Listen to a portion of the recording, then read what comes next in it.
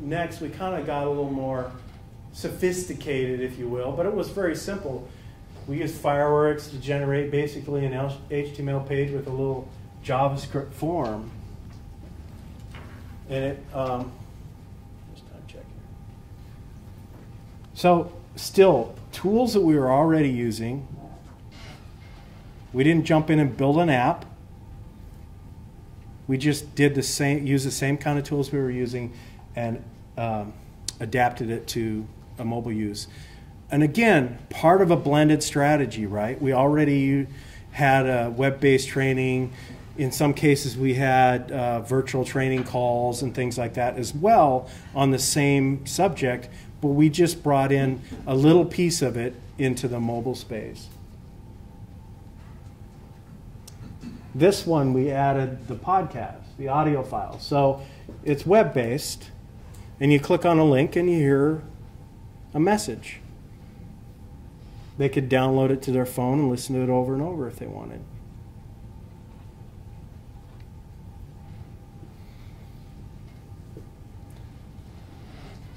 Again, we just got a little bit more web-like interface on this, more visuals, more images, tried to make it more edgy. For some reason, basketball players make it edgy. And then, you know, that was pretty successful, and we're like, oh, well, we like the idea. We'd like to do more, and we don't want to pay for it. That was kind of the motto, right? And so how can we get our OEMs involved, the manufacturers of the devices? Because we'd like to take it a step further and do more, right? And here's another aspect of it. What if we also, instead of beyond training our customers, on training our sales folks, what if we could also train our customers on how to use the device too? So that was what we approached the OEMs with, and they were ecstatic. They had no problem writing the check. They were excited because that means our salespeople were more knowledgeable on their product and more excited to sell it. And in the end, also, the customers had a better onboarding experience with the mobile device. So if they wanted to learn how to use the device, that information is there. And you'll probably discover, if you have got any new mobile devices, you'll see more and more training kind of content on the mobile devices, and that's kind of coming from, it's probably not just us, but probably just the natural evolution of things. Okay. Anybody have any questions or thoughts? Jeff, part of this broadening of the concept of mobile learning, it seems to me includes expanding one's notion of content. Who's a content creator? Mm-hmm. When it's created, where it's created, how it's created. From a corporate perspective or an institutional perspective, how do you go about setting up some standards for what is appropriate content to put up?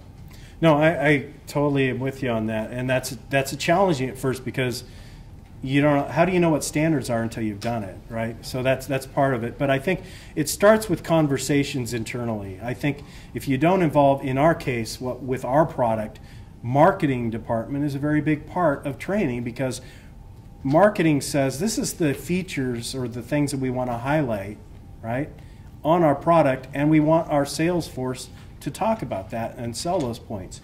You know, these are computers. You could pick hundreds of things to talk about and train your sales reps on what to sell, you know, and they can go down the rabbit hole very easy. So it's having the right stakeholders in the room, determining those key objectives just like you do any other training. So defining those objectives. One of the things about mobile, and it's similar to e-learning, is it really enforces what we know about learning and sticking to those standards in learning. You have to really hone down. As a matter of fact, it's more about getting rid of content than it is determining what content is. Because legal's going to want you to put this in there, marketing's going to want you to put that, the engineers are going to want this, and so, you know, training people kind of become filters for a lot of that. And that's why that transparency is really important. Everybody sits at the table and determines what those things are.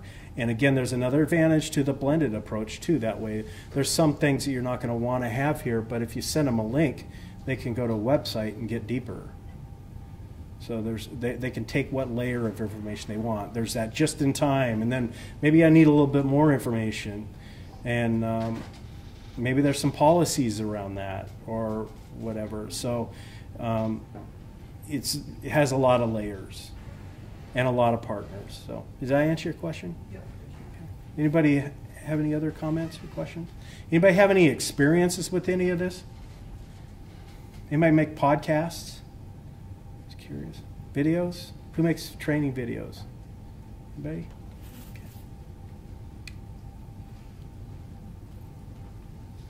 So this is just a little bit about the web-based stuff. And some of this is going to depend on how your workforce is distributed, whether you're, like if you're on BlackBerry, most everybody's on a Bez server and they're kind of in the network and it's secure and everything else. But as some of these smartphones that come out, not all of them are necessarily on a fixed network, and you don't always have control over what goes on the phone and all that information. But again, you know, there's things that are fixing that. That's evolving too. Like if you're putting information that's proprietary on these phones, they now have a remote wipe and stuff. If somebody loses a phone, IT department can go out and wipe all that stuff off the phone. So that's getting more sophisticated. Bless you. And then, so SharePoint, the new version, SharePoint, the latest version of SharePoint has a plugin for mobile. So you can access SharePoint sites via a mobile phone, which is a great, you know, easy, if you already have a SharePoint network up and you want to kind of deploy some mobile content, SharePoint is a great way to kind of start without investing or reinvesting in something else that will allow you to use mobile. And then, of course, using external things like, you know, lockdown groups in Facebook or YouTube or other streaming services. And then there's a lot of work right now in the space of mobile and LMSs. So you'll see that more, I think every LMS, if you're an LMS and you're not considering mobile, you should just fold right now. But a lot of them are adding mobile plugins and stuff like that. And then here's another thing we haven't really talked about yet. I think it's been said a couple of times, short codes and barcode scanning and things like that. Are you guys all familiar with the barcodes and things like that? Has anybody tried it on their mobile phone? Anybody have the QR code reader, anything? So one of the things that we did is we put QR codes next to some of the products in the stores. So if somebody wanted to learn more information, they can do a QR code snap, and it would take them to a website that gives them more information, which was both good for the consumer as well as good for the sales representative as well.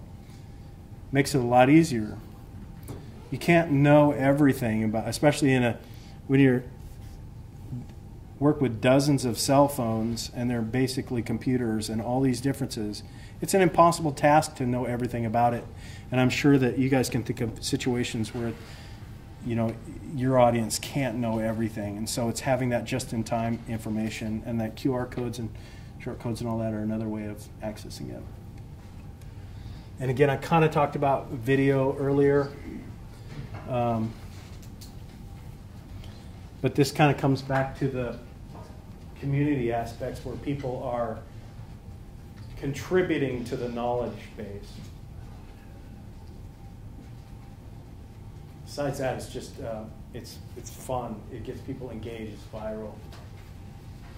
And here's a little bit more about that. Traditional, we kind of just training and learner, and now this is really open to where everybody's involved. You have subject matter experts, and subject matter experts can shoot their own video and provide it in the video community and allow people to access it. And those that are maybe more of an engineer type, they'll want to watch that 15-minute video on how TCP/IP stack breaks down and whatever. So gives everybody a chance to contribute to the learning community.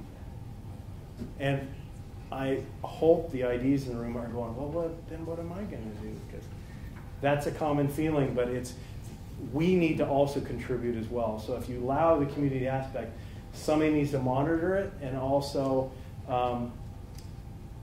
you kind of feed that community and get involved in the community yourself and go out and engage. If you have,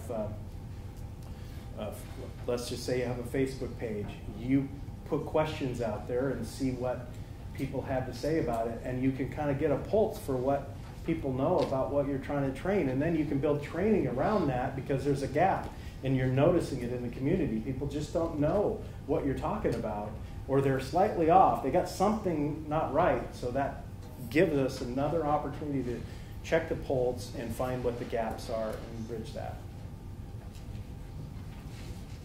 It's kind of another slide illustrating that. Just a quick question for that back slide. I feel like I should know it, but what sort of editing are you doing with informal video in a corporate setting? I mean, what sort of program are you using to do that? Well, there's a lot of opportunities there. First of all, if you shoot it on the phone, it's already in a mobile format. So most of the user-generated stuff we just play as is, but there is times when we've brought it into a professional editing software or something like that and clipped through, several of them together, added some corporate stuff around it, kind of like a donut. So even with the informal video, you're using formal? We can, sometimes, right? Stuff. Depends. It's just another way to integrate your user content into whatever your learning department is implementing, right? So let's just say you have the president of the company kind of tease it up with some sort of a mission statement. What's going on? This is a great thing. Let's take a look at what's happening out there in the company. And then Bob from Illinois sends a video in talking about his way of looking at it, and you blend them all together, you make a nice video with a lot of user-generated content, but you're putting a bow on it with your corporate stamp. And so you're endorsing, and yet you're also giving the community the feeling like they're involved in their learning. They're part of it. So that's a level of engagement you can't put in a click and reveal. You can't make that happen any better than that. So, again, we're talking about that energy, that building of momentum, that getting people excited about something.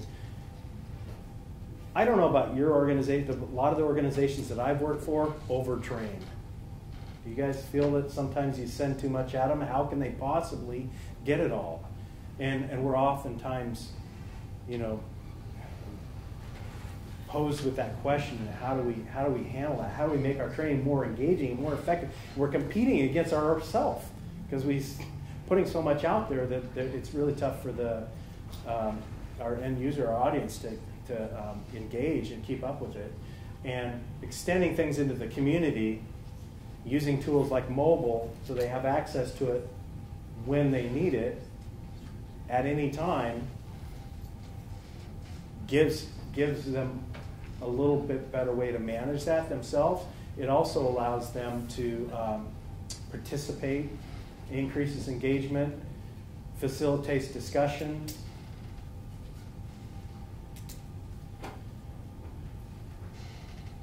This was an internal training site that we had.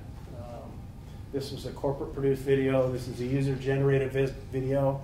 This was corporate but fun viral video. And then a forum. And then you could click and watch simulations on. So we're talking about a phone here. Here's how to activate it in our point of sale system, right? So you're really getting a blend, right?